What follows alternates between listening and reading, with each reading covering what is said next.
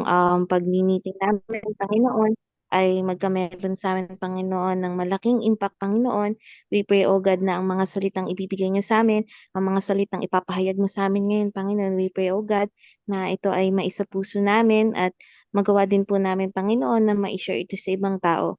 And we pray, O God, na ikaw po muli Mm. ang maging sentro nitong meeting namin, nitong training namin, Panginoon. Ikaw po ang maging sentro nito at ikaw po ang patuloy na maghari sa aming mga puso sa pagdinig namin ng mga salita ninyo, Panginoon. And Yes, we Lord. pray, O God, Amen.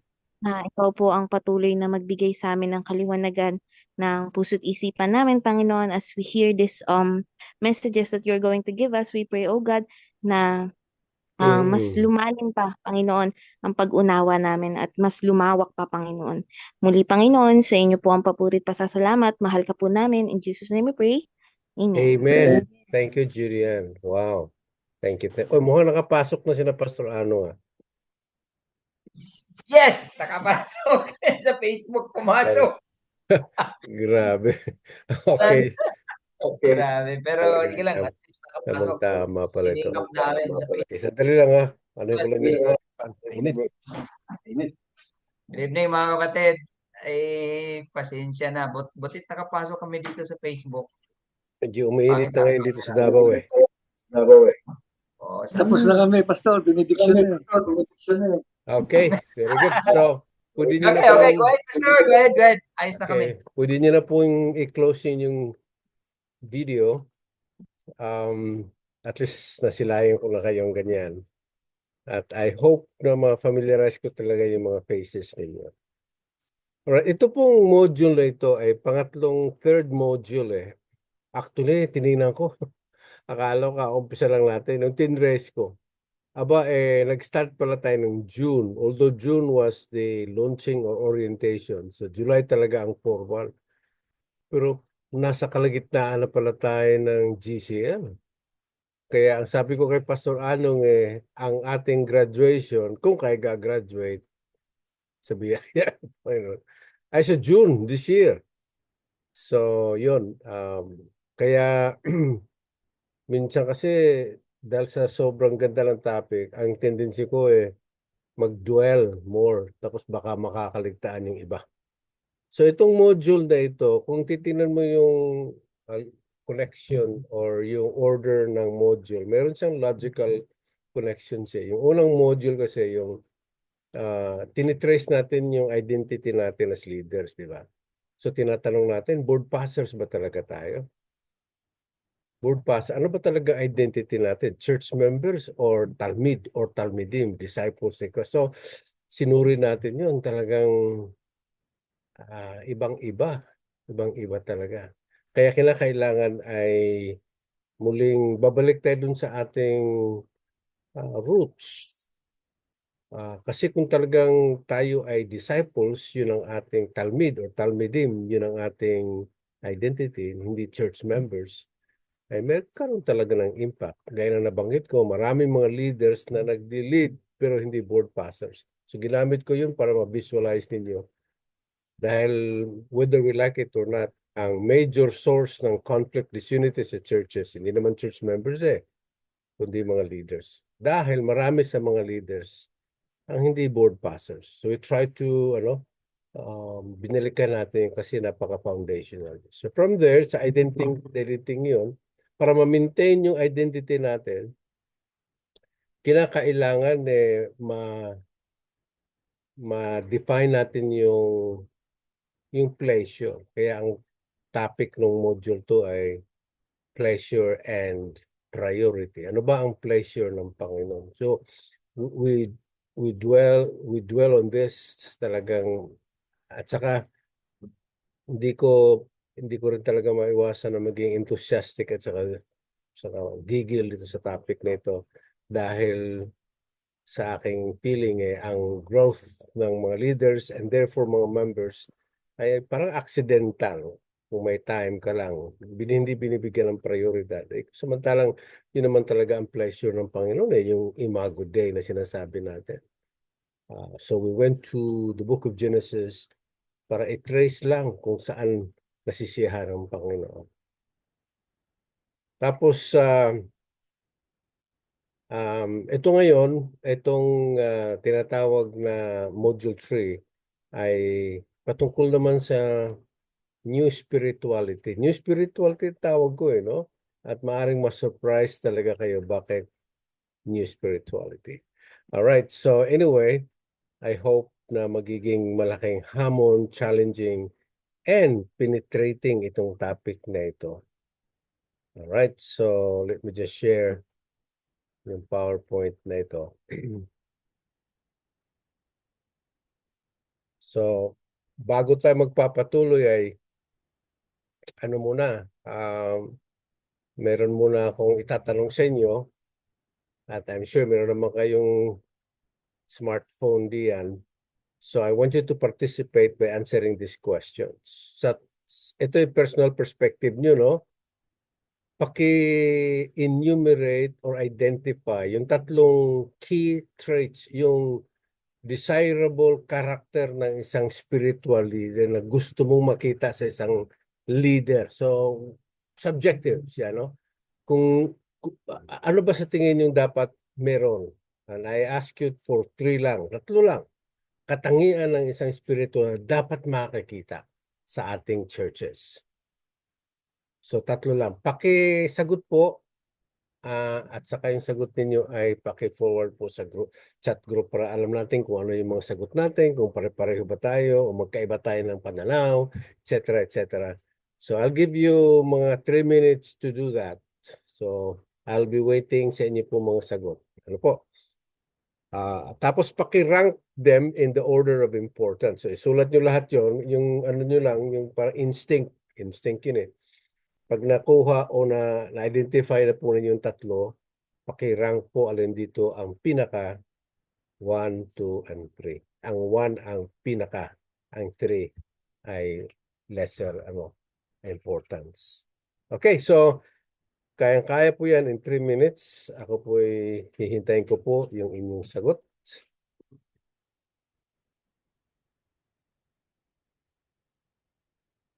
Right? So subjective po siya. Sa tingin mo, ano ang mga tatlong katangian na dapat makikita sa isang spiritual leader sa church?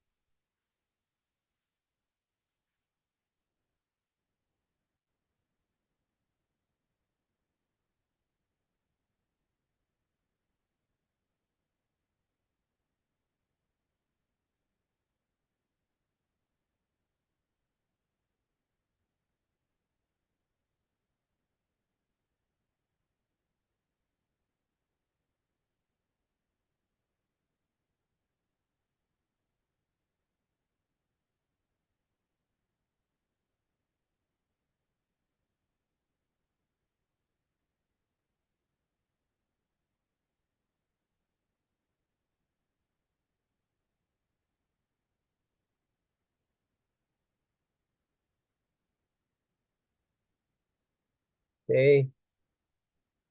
Okay, keep coming.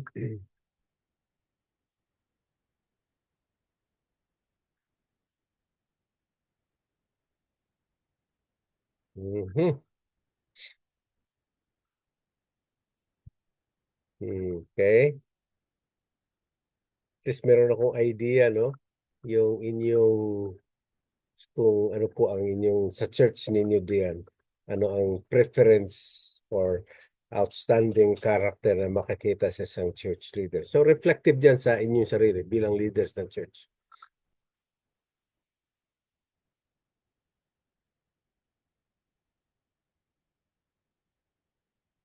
Mhm. Maganda. Maganda ng mga sagot ninyo.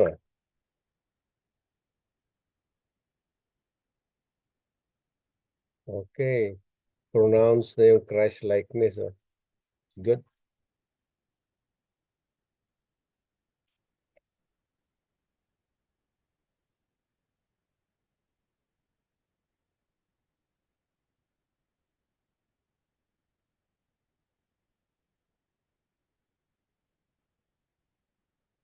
Okay.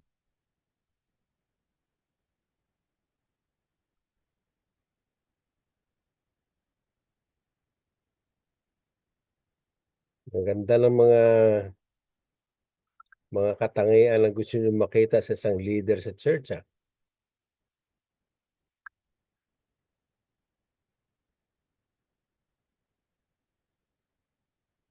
Hmm.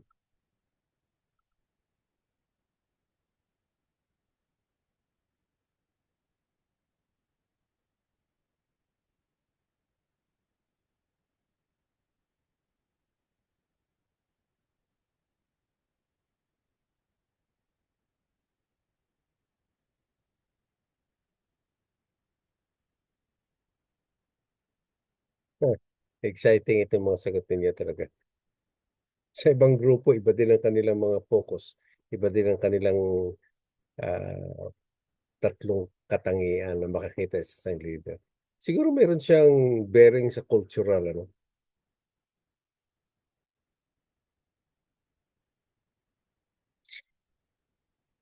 Okay, last na lang. Then, yung hindi pa, ay pwede namang humabol. Okay. Pagpakumbaba. Okay. Siguro okay na yan. Satisfied na ako sa mga sagot ninyo. At kung titingnan ko yung mga sagot ninyo, mayroong common denominator. Christ-likeness, humility. Yan ang parang common denominator sa inyo. Kung gusto niyo makita o ang gusto niyo sa isang leader ay merong ganito. May humility. Yan ang pronouns dito. And Christ-likeness. Ano siya, masyadong malaking scope. Pero generally, yun ang inyong sinasagot. Okay. Maraming pong salamat sa inyo pong mga sagot dito. Nakakahanga po ito. Okay, so subukan niyo po. Sayang, no? Wala tayo. Kung nandiyan ako, maganda sana marinig yung inyong mga sagot dito. Napakagandang questions ito eh. Wait ah.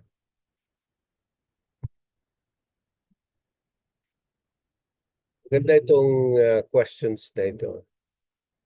No spiritual leader attains maturity without first facing spiritual brokenness. Wala daw leader na mag-grow o nagmamature kung hindi siya spiritually broken.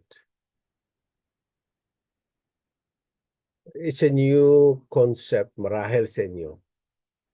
Pero agree ho ba kayo na hindi ka bilang leader, hindi lang leaders, pati mga members, ay kung nais mong lumago, ang prerequisite nito ay dadaan ka sa spiritual brokenness. Dadaan ka sa mahirap, masakit na karanasan sa buhay mo. At itong mga ito, ang mga paraan para tayo ay lumago sa Panginoon. Agree ho ba kayo? Do you have to be broken in order to grow? Ilang questions, no? Pero sayang hindi ko marinig yung sagot nyo dito. Alright. Ating pong pag-usapan ay spiritual brokenness. Ito po yung sinasabi kong new spirituality. Kaya ano siya, parang surprising or parang hindi siya common na ang spiritual brokenness will be classified as spirituality. Kaya sabi ko new spirituality dahil hindi niyo halos maririnig ito eh. Hindi ito ang focus sa mga churches, sa mga leaders, lalo na dahil nga yung ating perception ng leadership ay more on crafted sa corporate model. Ganyan. So, gusto kong i-challenge yun at gusto kong, if I may, introduce to you a new spirituality. At ito po yung spiritual brokenness. So, ngayong gabi, bali tatlo ang ating pag-uusapan. Hopefully, ma-cover natin sa buong gabi, 2 hours. Kasi pagkatapos nito, meron pa tayong video. So subukan nating i-define at alamin ang mga components nito. Tapos i-illustrate natin sa banal na kasulatan, sa mga biblical characters, ang kanilang mga karanasan sa spiritual brokenness. Tapos pangalawa, suriin natin yung blessings if you are spiritually broken. And then finally, gusto kong isama si Apostle Paul, yung kanyang karanasan about spiritual brokenness. I really hope meron pa tayong time to do that because napakahalaga. Sa akin tingin, ang experience ni Paul sa kanyang spiritual brokenness will cement sa mga pag-uusapan natin. So yun po ang ating topic ngayon. Yun po ang ating coverage ng ating discussion. And I hope na ma-excite po kayo dito sa topic na ito. Okay. Another agree to disagree. Ito yung mga statement na gusto kong ibato sa inyo. No spiritual leader can reach certain level of spiritual maturity without first experiencing the spiritual brokenness. So, maaaring agree kayo dyan, pero malaki ang kutob ko na magdi-disagree kayo. Dahil nga siguro sa idea na hindi naman kailangang ma-broken ka para lumago ka sa buhay mo. I think yun ang common, no? Sana mapakinggan ko yung feedback ninyo. Pero ang prediction ko, ganun ang inyong perception. So, ito yung statement. No spiritual leader can reach certain level of spiritual maturity without first experiencing spiritual brokenness. The idea behind this statement is that kung nais nating lumago bilang spiritual leader, dadaan tayo dito sa proseso ng spiritual brokenness. Kung nais nating lumago. Although maraming paraan yun, pero ang spiritual brokenness, ang most underrated or even hindi nga familiar na ito ay pala ay paraan para tayo ay aangat yung ating level of maturity, without which napakahirap. So kaya sinama ko po dito kasi gusto ko maging bahagi yan sa ating buhay ng new spirituality bilang leaders. So, new spirituality. Yun po ang thesis natin sa gabing ito. So, tingnan po natin to. Ito po yung aking working definitions. Ibig sabihin maraming definitions, pero ito po yung aking working definition para ma-capture natin kung ano nga bang ibig sabihin itong spiritual brokenness. So ito po yung aking working definitions. It is a quality of conscience that is sensitive to inward corruption and social sins and aware of the holiness of God. Marami pong definition dyan. Pero pinili ko po ito sapagkat napaka-relevant ito sa context ng churches at sa kultura natin. So when we talk about spiritual brokenness, merong tatlong components po yan. Tingnan natin yung tatlong components. Ang unang components ay quality of conscience. Mabigat, ano? Meron kasing mga leaders o mga members na walang quality of conscience eh. Ang tama parang mali, parang tama. It depends. So, yun ang mga ganyan. Ang iba, okay lang maninigarilyo, okay lang naman yun. Hindi. O magsinungaling, okay lang. Basta white sin. Ang tawag nito yung white lies. Okay lang yun. Pero kung halimbawa nanganganib ang buhay mo, hindi pwede kang magsinungaling. So yung ganun, hindi quality and conscience. Parang sa quality and conscience mas malaki-laki yung gray area kaysa clear area. Ganyan. So kapag hindi quality ang conscience mo, ay hindi ka nga naman mag-break kahit na magsinungaling ka, kahit na mambabae ka. Maninigaw kung anong bisyo. Kung wala kang quality of conscience, sabihin mo, ano naman tao lang naman tayo, mga ganyan. Wala kang quality of conscience. Paano ka ma-break? Paano ka ma-break? So, yun ang una ho, ang quality of conscience. Ang pangalawa ay sensitivity sa inward defilement at saka sa sin around us. May mga tao na walang sense na sila'y makasalanan. Ang tingin nila ay malinis sila, ang tingin nila ay talagang matuwid sila, ang tingin nila ay, lalo na kung i-compare mo yung sarili mo sa mga ibang tao, mas masahol naman yan kaysa sa akin. So yung sensitivity of your sa loob ay talaga namang, alam niyo yun, talagang marumi. Pero may mga taong feeling nila, hindi naman ako marumi. Okay, mabuti naman akong tao, magaling naman ako. May mga ganyan. So may mga tao talaga namang, wow, tingin nila sa sarili nila ay conscious sila sa kanilang moral defilement. Ganyan. And then pangalawa, sensitivity sa sin around. May mga taong wala talagang pakialam sa anong nangyayari sa labas. So sensitivity is one of the components of spiritual brokenness. Kaya if you're sensitive of your inward defilement, sensitive ka sa sin around you, mabibreak ka. Hindi pwedeng hindi ka mabreak morally, spiritually. Okay? Another learning task, and please help me. I'll try to take some time with this kasi napakahalaga. Pwede hong i-identify ninyo at ilista ninyo po sa inyong perception, sa inyong pagmamasid sa inyong pong siyudad na Tanawan City, identify and list sins of your city or community. Magbigay lang po kayo ng 5, siguro hindi ganun. Kundi list as many as possible na na-observe mo sa paligid mo, sa siyudad niyo sa Tanawan, ito talaga ang kasalanan ng siyudad. Ito talaga ang kasalanan ng siyudad namin. Ano-ano kaya itong mga ito? Can you do that?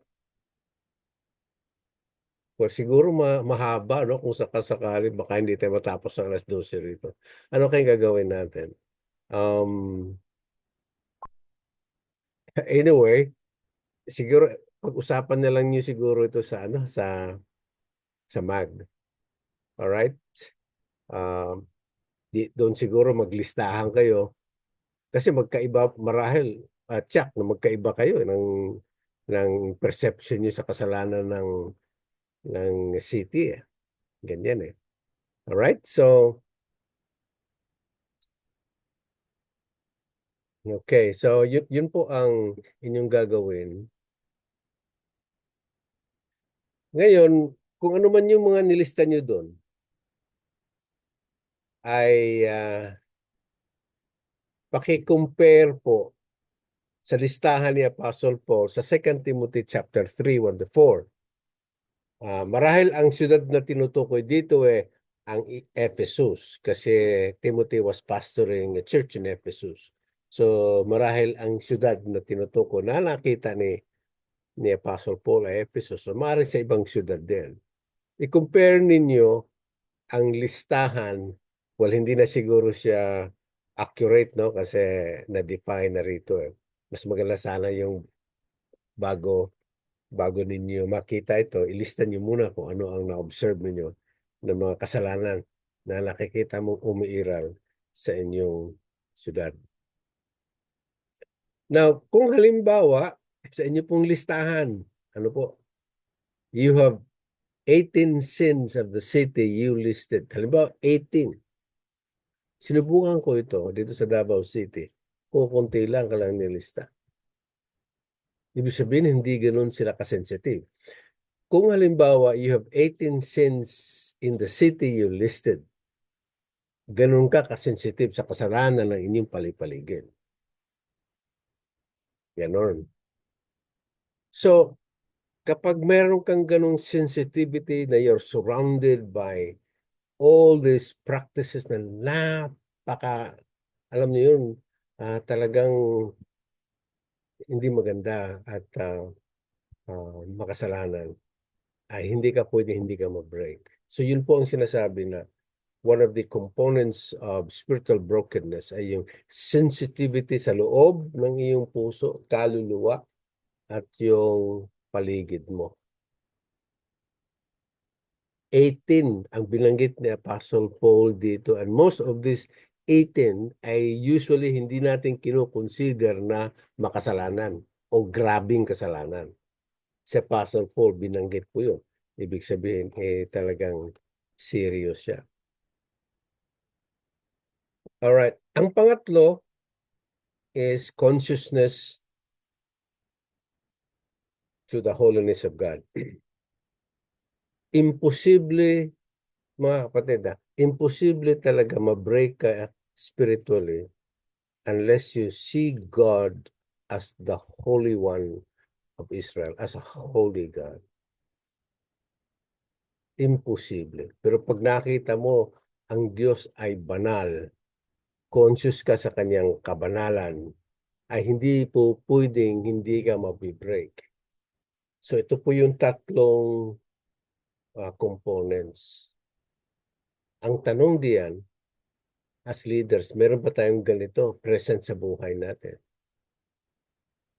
Yun ang magandang tanong.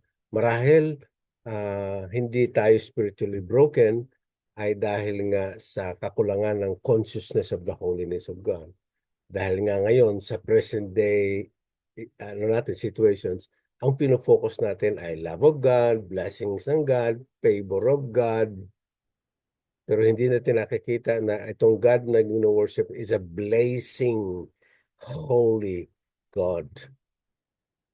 Yung lingwahe sa gospel o lingwahe ng psalmist na God is angry with our sin every day. Abay, napakabigat. Pero hindi na natin masyado nararamdaman yan dahil ang focus ngayon sa churches ay love of God, holding hands with Jesus. Hindi naman masama yun, pero yun ang pinufocus natin to the extent na nakakaligtaan natin na itong God na wino-worship natin is a holy God. I hope na naintindihan nyo kung bakit ko pinofocus ito. Okay, so tatlong components po. Ang number one ay quality of conscience, the ability to sense right and wrong. Alright? Then awareness sa kanyang personal sins and the sin around him or her. And then, ang pinakamatindi sa lahat, yung consciousness, holiness of God, which I think is almost absent sa mga churches ngayon. Yung consciousness of the holiness of God. Kailangan ibalik yun . Pero yun nga, kung wala kang ganitong consciousness of the holiness of God in your life, you will never be broken. Parang life is okay. Ganyan. Paano ka magmamature kung ganyan? Alright. Ito yung personal benefits kung halimbawa ang personal brokenness ay very real sa atin. Kung everyday or from time to time, hindi naman siguro everyday, from time to time, we experience this brokenness. Yung talagang wala kang defense. Nabulgar o nabuksan yung vulnerability mo. May special benefits, personal benefits. And I like to mention this to you. Ito, personal and spiritual brokenness can reveal any hypocritical tendencies we might possess. By acknowledging our flaws and shortcomings honestly, it serves as a means of healing ourselves. Alam niyo po yung ating pong kahinaan, yun pong ating flaws, no?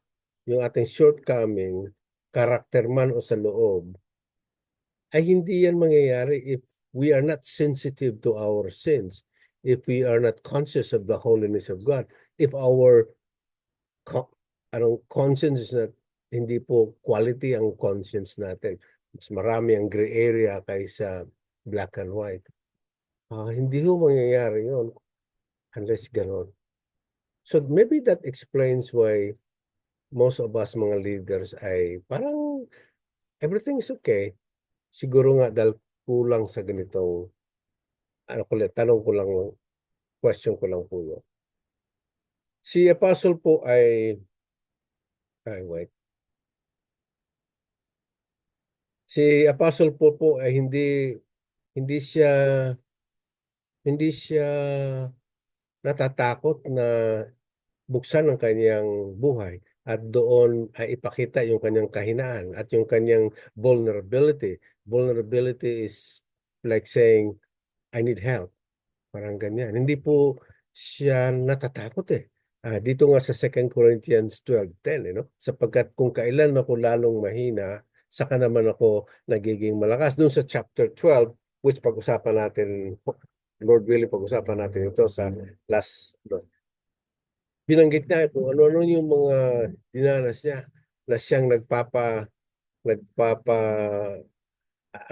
dumating siya sa puntos na siya mahina, din pala siya, marupok din naman pala siya. Ganyan. Hindi siya natatakot eh. Pero tayong mga leaders, kinukubli natin, hanggat maaari. Meron akong hindi ko naman kaibigan. May pastor ako dito. Naging sumama ako minsan sa kanilang church. Narinig ko sa pulpit to. Pagkatapos niya nag-preach sa kanya, nilapitan ko siya.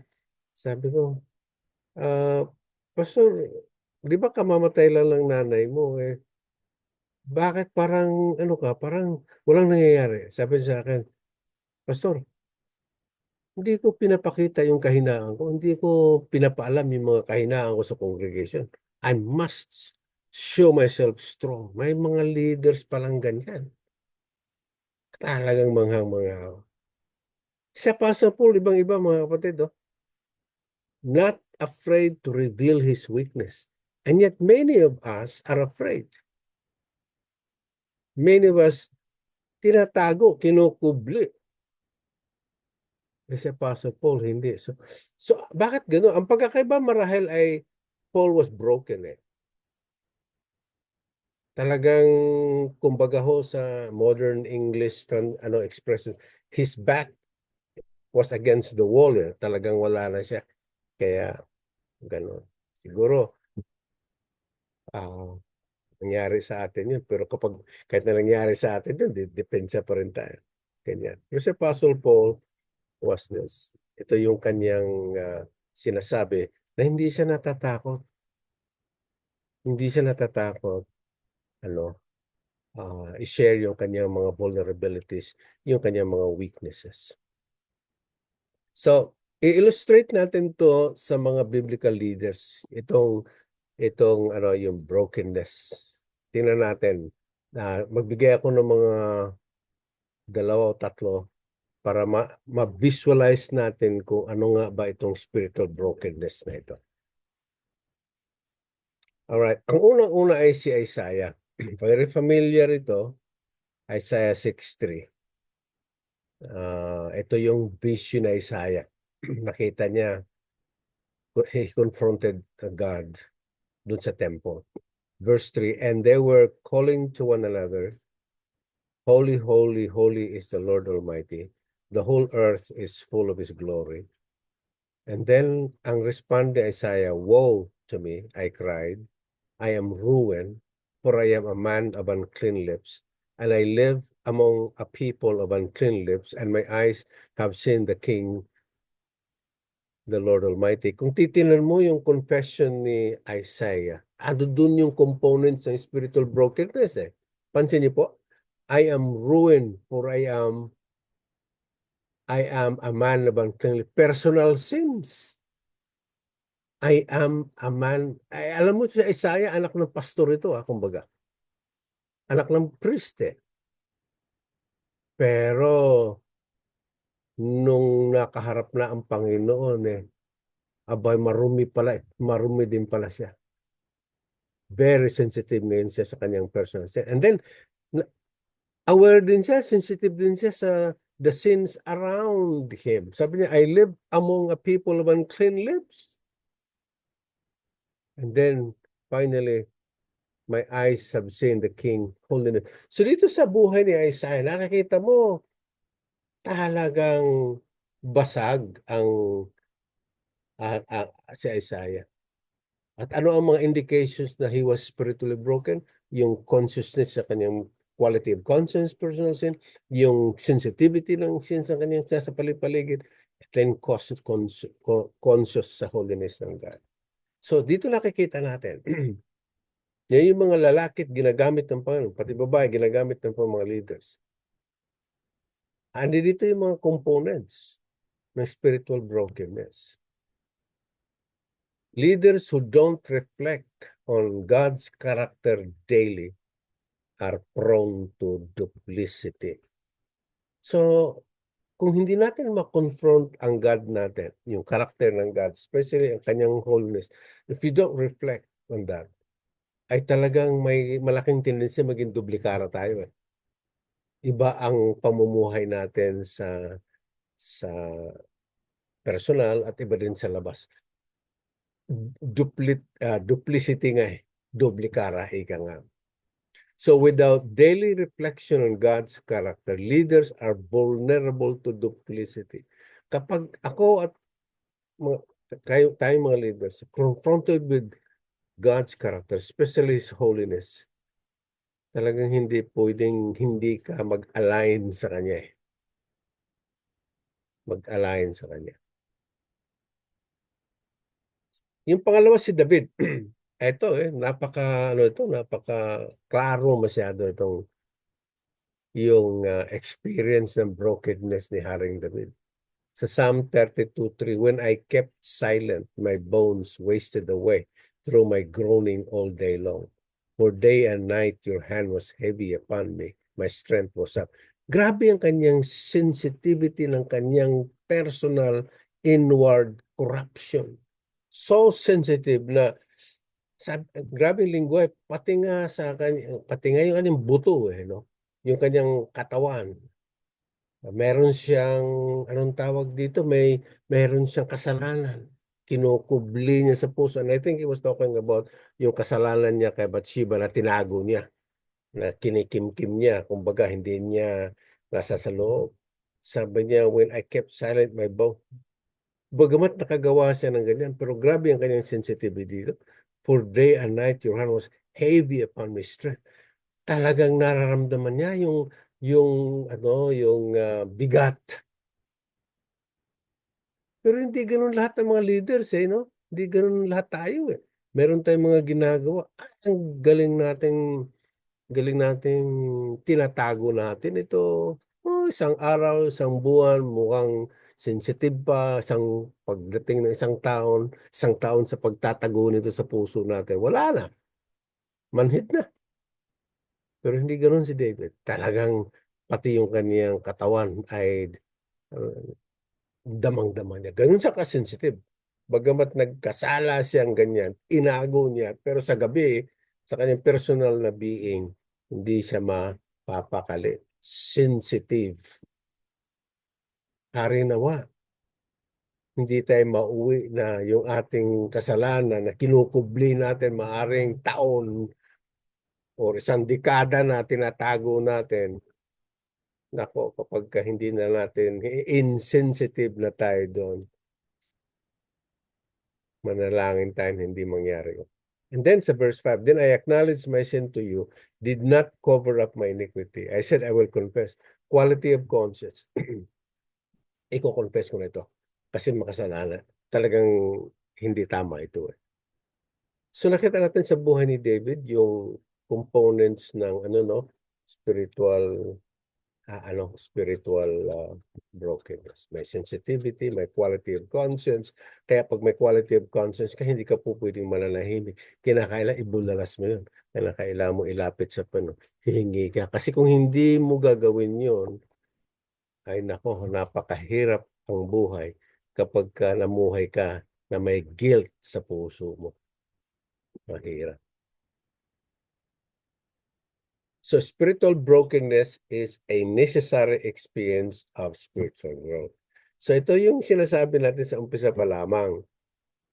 Pwede bang tayong mga leaders, kasi leaders naman tayo, pwede ba mga leaders lumago tayo na walang spiritual brokenness? Sa ganang akin, napakahirap. Dadaan ka talaga. Kaya sa akin, sa ganang akin, ang tawag ko dito new spirituality. Hindi tayo, kasi anyway, makasalanan din naman tayo. Dala-dala natin yun. Nasa degree na ng awareness natin yun. Nasa degree ng ating quality of conscience, sensitivity, at conscious na. Ganyan. And then once we are broken, talagang ando doon yung pag-angat mo spiritually sa Panginoon. Kaya ang spiritual brokenness ay necessary experience para lumago. Sinasabi ko hindi lang. Kasi lalago ka naman sa fellowship, sa Word of God, sa preaching, ganyan. Pero sa ganang akin, eto yung experience na lalong lalalim ang relationship mo sa Panginoon kapag ikaw ay dumaan sa proseso ng spiritual brokenness. It is important to engage in periodic reflection and evaluation to maintain the level of spirituality that we desire. Kaya mahalaga po yung periodic eh. Baka nawawala na tayo ng tawag doon, yung hindi na tayo conscious. Kinakailangan mahalaga pala yung periodic time para evaluate mo yung sarili. Tingnan natin si Apostle Peter. Itong kay Apostle Peter, iba namang dimension ito. Gusto ko i-mention ito kasi ito rin yung need natin natin sa experience ni. So si Apostle Peter, at this time, ang alam niya kay Jesus is a son of the carpenter, di ba? Yung niya, kabiro niya, ganyan-ganyan. Pero one day, pinakita ni Jesus na hindi lang siya tao, hindi lang siya taga Nazareth, na siya naman pala ay divine, anak ng Diyos, Diyos mismo. And so one day, pinakita ni God, ni Jesus, yung kanyang divine nature, hindi human nature, divine. And I think nag-perform ng miracle ang Panginoon. Nakita ni Peter, abay itong kabarkada ko na taga Nazareth, more than man pala. God pala siya. So when Simon Peter saw this, he fell at Jesus' knees and said, "Go away from me, Lord. I am a sinful man." Nung nagpakilala ang Panginoon, na he's not just a man of Galilee, pero he is human, God from heaven, who came down, nakita niya. Ibig sabihin, nakita niya yung infinite distance between him and Jesus. Ang laki pala ng distansya. In a sense, kaibigan, kabarkada, pero nung pinakita ni Lord yung kanyang other side of his life, divine, meron palang infinite distance between him and Jesus. Kaya nung nakita niya, sigaw niya, "Go away from me, Lord, for I'm a sinful man." In other words, infinite distance. Yung ang laki ng agwat natin sa Panginoon. Ang laki. Infinite ang distansya. Yung pala ay uod lang tayo. Yan ang sinasabi, yan ang description ni Job. Uod lang pala tayo. Napakalinggit natin. Akala mo napakagaling mo. Pero once you're confronted with the infinite distance, that this God who became human being is actually the Lord of the universe. He sits on the throne. Hari ng mga hari. Doon ka mahihimas-masan. Pambihira. Yun ang sinabi ni Peter. "Depart, Lord, I am a sin." Yan ang kulang natin, mga kapatid, no?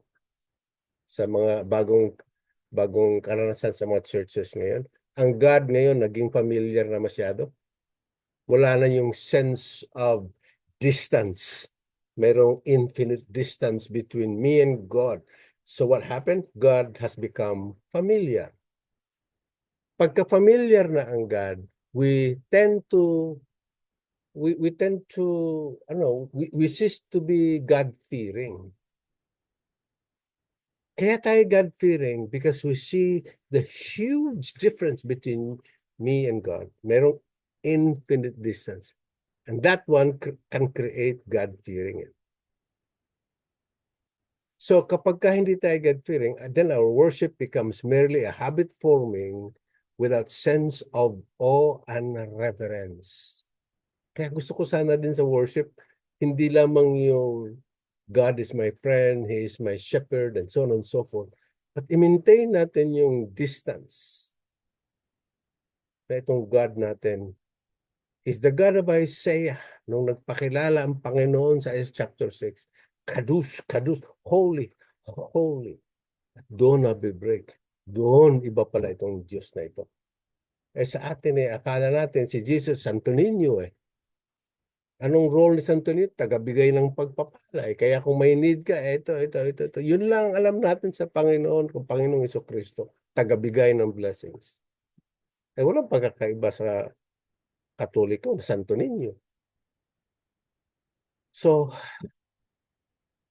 mahalagang i-capture yun yung idea na yun. So, leaders must strike the balance between the distance of God and the nearness of God. Ang problem, maaaring mali ako maaaring mali. Hopefully mali ako. Pero sa pangkasalukuyang Christian ngayon sa ating bansa, ang nakafocus talaga yung nearness of God at the expense of the distance of God. So becoming too comfortable with God can lead to overlooking our flaws and the need to conform to Christ's image.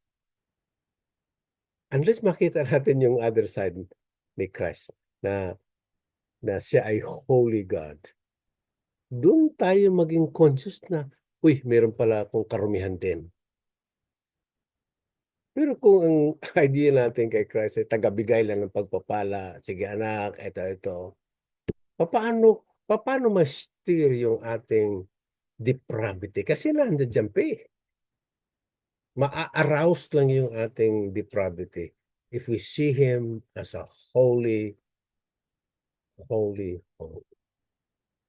Kagaya ni Apostle Peter, depart from me, Lord, for I am a sinful man. Okay, so yun po ang mga components at saka yung mga experiences ng mga biblical writers kung bakit sila break. Meron namang mga iba din na external forces na maaring babasag sa buhay natin. Yung family breakdown, hindi kaya biro yan, no? Grabe. Infidelity in marriage, kapag mayroong nangyayaring ganyan, sino hindi mabibreak? Unless ang view mo sa marriage ang wife or ang husband ay replaceable. Yun na yung ngayon replaceable pero kung naniniwala tayo na ang marriage ang sagrado till death do us part, kapag may nangyaring ganyan ay talagang mabibreak ka. Tapos children engaging in premarital sex, teenage pregnancy, yung failure in the ministry, drug addiction, incurable disease, business failure, loss of jobs, betrayal of friends, tapos financial instability, breakdown of health.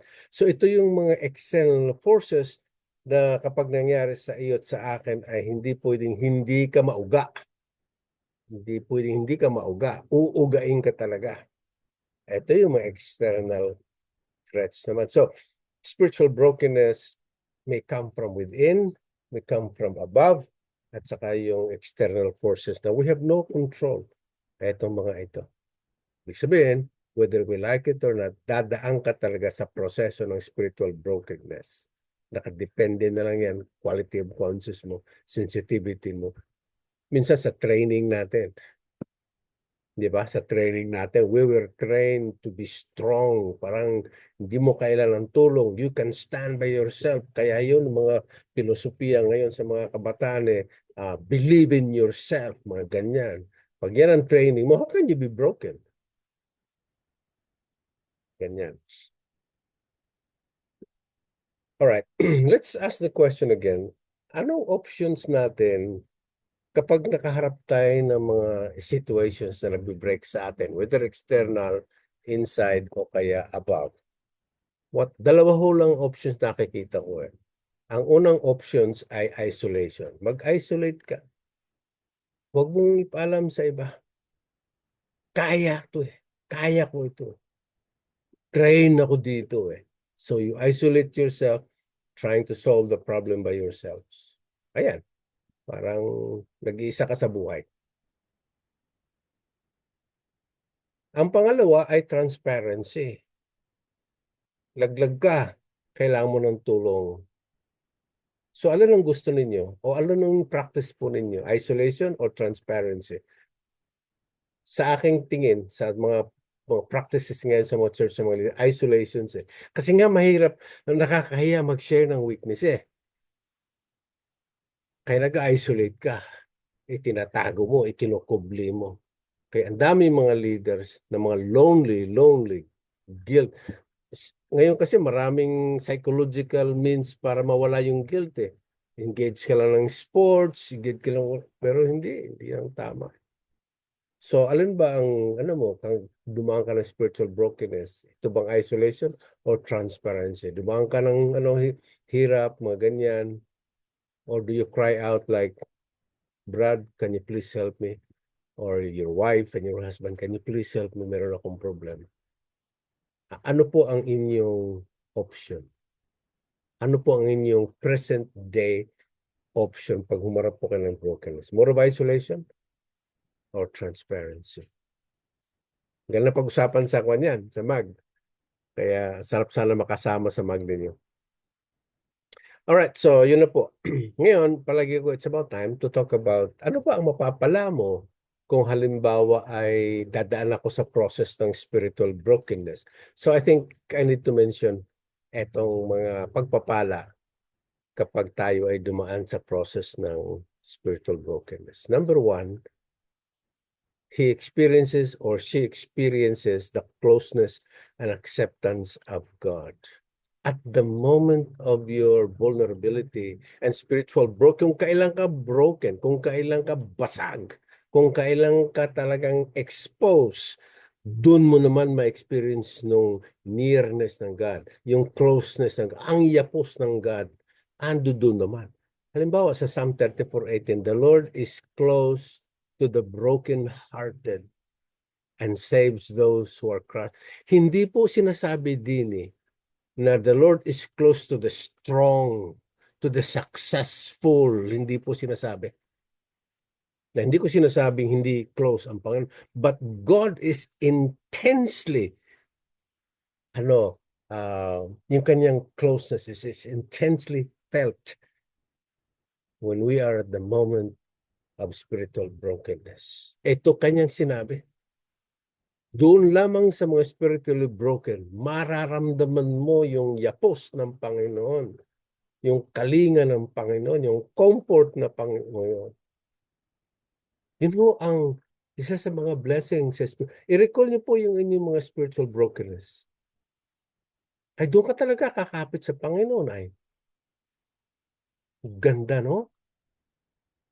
So welcome natin ang spiritual brokenness. Hindi natin iniiwasan yan. Wini-welcome natin yan. Because isa sa mga pagpapala nga ay doon lang sa spiritual brokenness, mararamdaman natin yung kanyang closeness, yung nearness niya, yung acceptance niya, kahit na may palpa ka, kahit na ang reason ng brokenness mo ay kalukuhan mo o anong ginagawa mo sa kasalanan mo, pero nandoon yung acceptance ng God. You can feel His acceptance more than anything else. Sa point po ng spiritual brokenness. Wow. Pangalawa pong pagpapala kapag ikaw ay spiritually broken ay we become God's dwelling place. This is very, very surprising. Ano ba yan? Kung kailan ka spiritually broken, gawin kang tahanan ng Panginoon dito sa lupa. Aba, hindi napakahirap i-explica. Pero yun ang sinabi niya sa Isaiah 57:15. For this is what the high and lofty one says. He who lives forever, whose name is holy. I live in a high and holy place. Yan ang dwelling place ng God. Tama ba? Pero may but also with Him. Sino? Who is strong? Who is successful? Who is independent? No. Who is contrite and lowly in spirit. to revive the spirit of the lowly and to revive the heart of the contrite. Ang hirap, no? Ang hirap, para siyang ibang-iba ito. Ang dwelling place ng ang Panginoon ay nananahan sa mga taong basag ang puso't buhay. Pambihira. At totoo nga naman sa time ng ating vulnerability at saka sa ating yun pala ay gagawin akong tahanan ng Panginoon. Nakakaiyak siya na nakaka-affirming siya, no? Sabi. Ang pangatlong pagpapala ay he experiences blessings of the kingdom. I think familiar tayo sa Matthew 5:3. Blessed are the poor in spirit, for theirs is the kingdom of God. Doon sa mga aba ang espiritu, nandoon ang pagpapala ng kaharian ng Diyos. It's a profound one. Grabe. All right. So God shapes him, itong tayo, into a better servant. Sinishape tayo ng Panginoon. Yun naman ang gusto niya talaga. Sinishape niya tayo para magiging better servant tayo. And the shaping includes brokenness. Diba? Isaiah 64:8. Yet, O Lord, you are our Father. We are the clay. You are the potter. We are all the works of your hand. Minomold ka. Kasama ang kahinaan. Kasama ang kapalpakan natin. Kasama ang defilement ng kaluluwa natin. Isinasama ng Panginoon yun. Hinuhulma tayo para maging better person. So God shapes us to be a better person. And that shaping process includes yung ating pong spiritual brokenness. God uses difficult times like brokenness to help us grow into better individuals and leaders. Kaya yun nga po ang sinasabi ko sa umpisa pa lamang Doon po sa karakter na sinasabi kong pakibanggit o pakilista yung 3 katangian na gusto niyong makita. Wala akong nakitang sinulat niyo. Gusto kong makita who are easily broken or wala. Hindi nyo nabanggit yun. At wag naman kayong don't be hard on yourself. Kasi sa lahat po ng mga GCA na kinakanda ko, tinatanong ko yun, wala pa akong nakitang isa na nagbanggit na ang isang napakagandang katangian sa isang leader ay spiritual. Wala pa. Pero gusto ko pong sabihin sana, i-convince na yan po ang dapat na katangian makikita natin. Yung madaling ma-break. Madaling spiritually broken siya. Kasi po ang advantage nito, ang direct effect po nito kapag sensitive ka sa sin mo, kailangan mo ng tulong, magkikreate ho ng unity of the church yun. Pero kapag ang leaders ay mayabang, independent, hindi kailangan ng tulong, yun ang magkikreate ng disunity and conflict sa church. Pero kapag basag, kapag sensitive siya, ba't mo aawayin yung mga yan? Sabi nga, play-ho lang naman pala, makasalanan din naman pala ako. Ganyan. So, sige. May warning. Ano lang to, parang gusto ko lang isama ito yung may warning. Kasi once we are confronted with events na dapat maging spiritual broken tayo, meron din kasi tayong choice na ayaw ma-break Alam niyo yun? Yung matigas, hindi. Ayoko. So may mga warning naman. Actually, malaking story ito, no? Pero i-ano ko lang summarize. Ang isa rito ay yung buhay ni King Zedekiah sa 2 Corinthians. Kung interesado po kayo, pwede niyo pong basahin yung buhay ni King Zedekiah sa 2 Chronicles 36. Sa verse 13, when he was confronted by Jeremiah, prophet, sa ganyan, ang tugon ay sa verse 13, he became stiff-necked and hardened his heart and would not turn to the Lord, the God of Israel. Imbis na ma-break siya, imbis na magpakumbaba siya para humingi ng tulong, humingi na kung ano, he hardened, he chose to be stiff-necked and hardened. Ayaw eh. So yun ho, mga kapatid eh. May mga situations tayong ganyan, nagkasalat, etc. We can choose to harden our heart. We can choose to isolate ourselves. Sasabihin, kaya ko to, hindi ko kailangan ng tulong. Walang hindi naman. So a leader may choose to harden his heart. Pero ang consequence niyan, ito ang dapat, huwag niyo pong kalimutan ito. Pwede ho akong magiging harden ko yung heart ko. Pero ang consequence ay susunod ang mga members sa inyo. Kapag ka ang leader has chosen to harden his heart, imbis na he absorbed the spiritual brokenness and confess ganyan, he can actually choose not to. Ang consequence, susunod din ang mga members sa kanya. Tingnan mo, verse 14, when Zedekiah chose to harden his heart, hindi mag-obey, hindi mag-submit sa Panginoon, tingnan mo sa verse 14. Furthermore, all the leaders of the priests and the people became more and more unfaithful, following all the detestable practices of the nation, defiling the temple of the Lord which he had consecrated. Sumunod lang ang mga members. Yun ho ang direct consequence. Magandang ano ito eh. Ito yung prinsipyo na napakahirap tanggapin. Pero the members are only as spiritual as their leaders. The members are only as good with their leaders. Ibig sabihin, the members barometer, spiritual barometer ay nakikita din sa ating mga leaders. Kung tayo is spiritually broken, makikita natin yung church na pinapastoran natin will also do the same. Pero kung kinukubli natin, we try to project an image na malakas tayo, etc. Ganun din ang mga members. The spirituality of members is often reflective of their leaders' spirituality. I learned that the hard way, Learned the hard way. Talagang, yeah. Talagang nakakakaba. Ganyan. Leaders influence the spiritual climate of the church, whether we like it or not.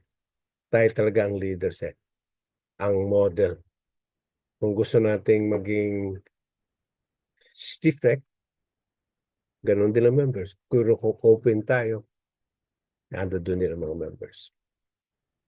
So, reflection. The church will show unreal spiritual community. Ibig sabihin, ang church ay magiging hindi authentic, hindi siya real nga community when spiritual leaders project strength when they are not. Hindi real. Kung halimbawa, yun ang ating talagang magiging social club lang sa atin, ganyan. Walang repentance, walang confession, walang caring, walang and all of that. Paano? Everything's okay. Ganun din ang mga leader ngayon. Ang mahalaga ay paramihan ng members. Doon ka. Kaya, yung nakakabahala masyado.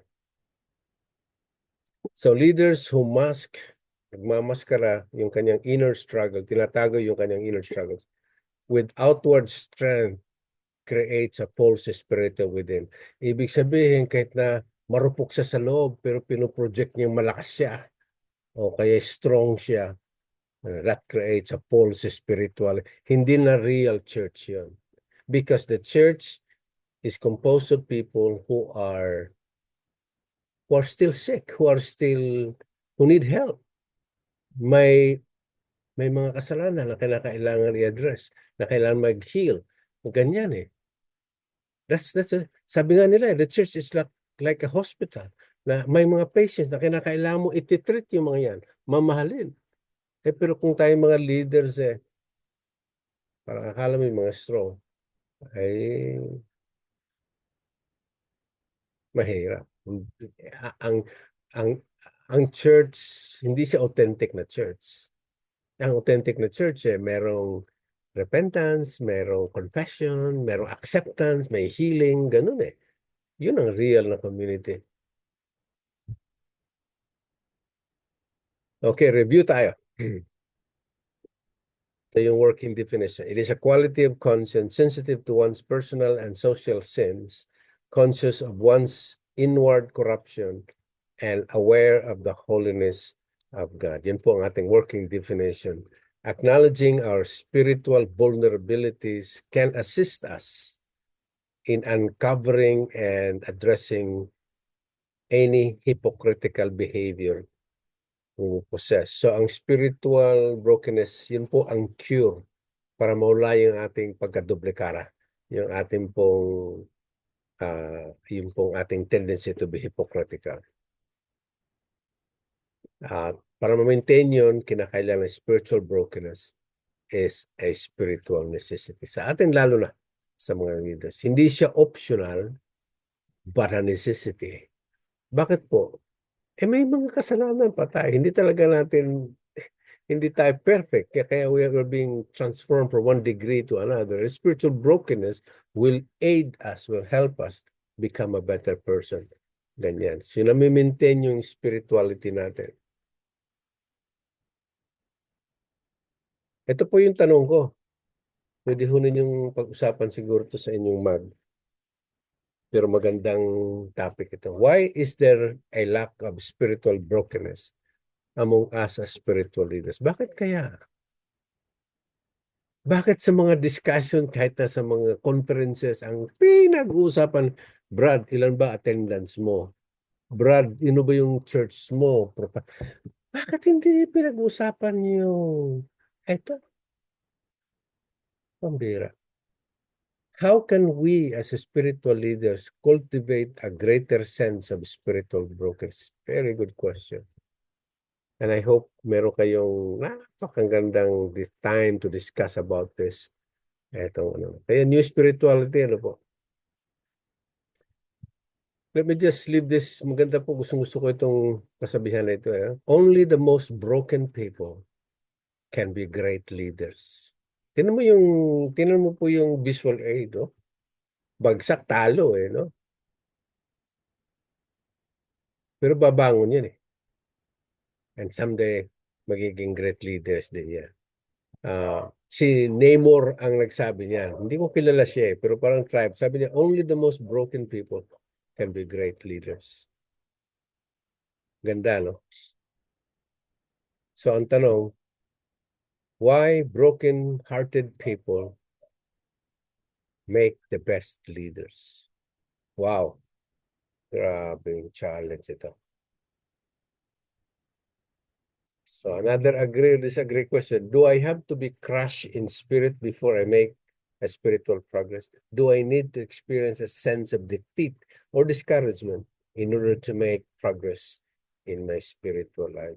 Very good discussion. Ako'y naiinggit sa inyo Pagka ito ay pag-usapan nyo sa inyong mag.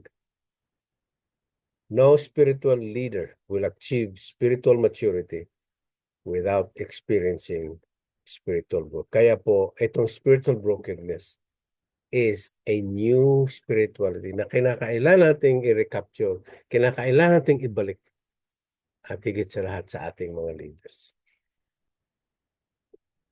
Right.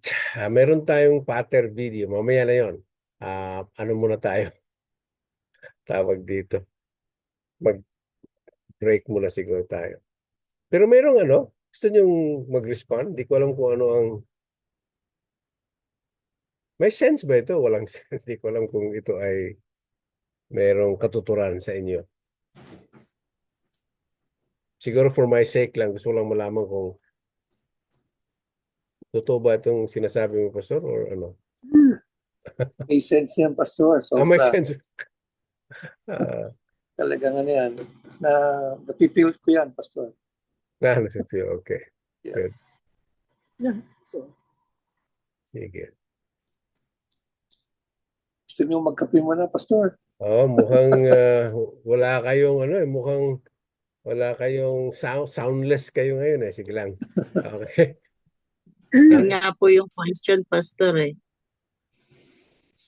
Ah, yung mga leaders, bakit nagkakaroon ng stiff heart?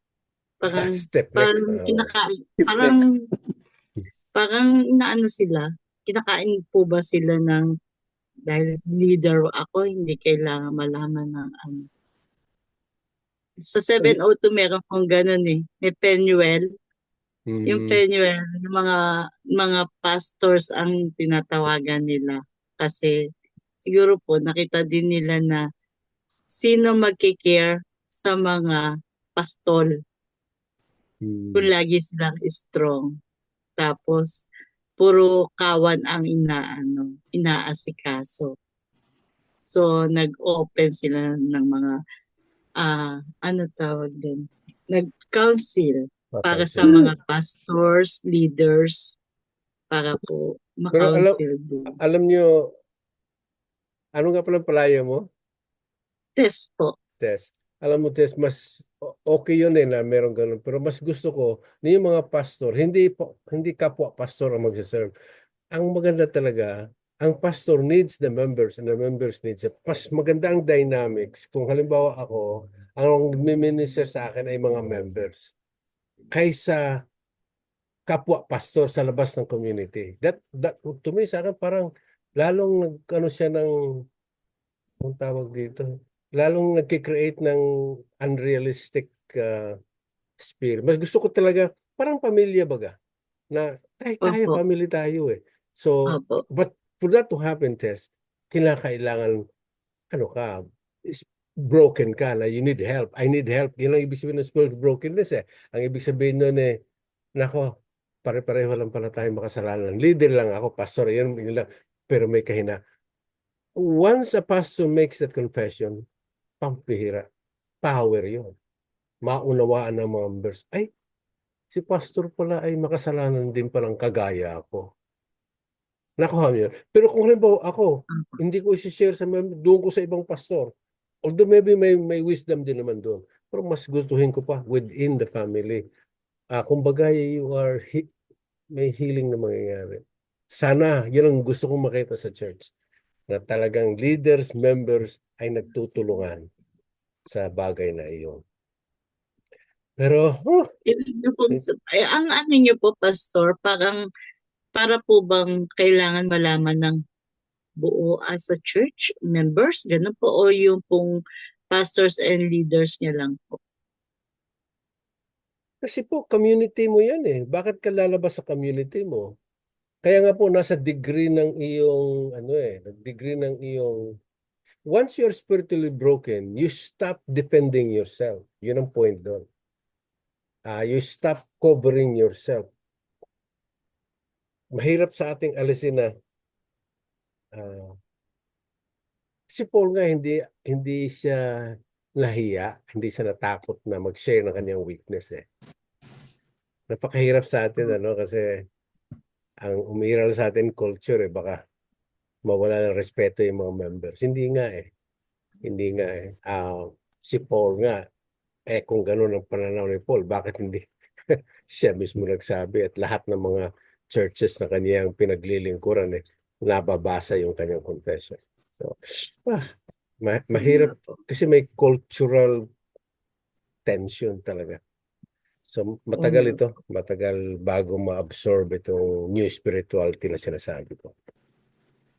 Pastor, Po, I believe na yung iyong lowest point, yun yung turning point. correct. Tama. And remember when you shared to us yung naging experience mo na na-hurt ka sa nakikita mo kay Ate Tess. Nung in-expose mo yung self mo, nakita namin yung,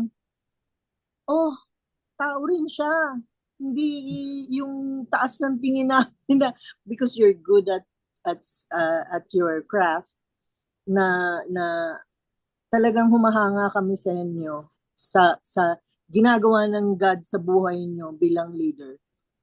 Pero nakita namin yung pinakita niyo yung weakness niyo na nasasaktan din ako.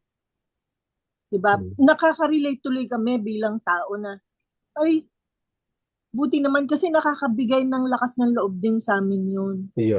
Yun po.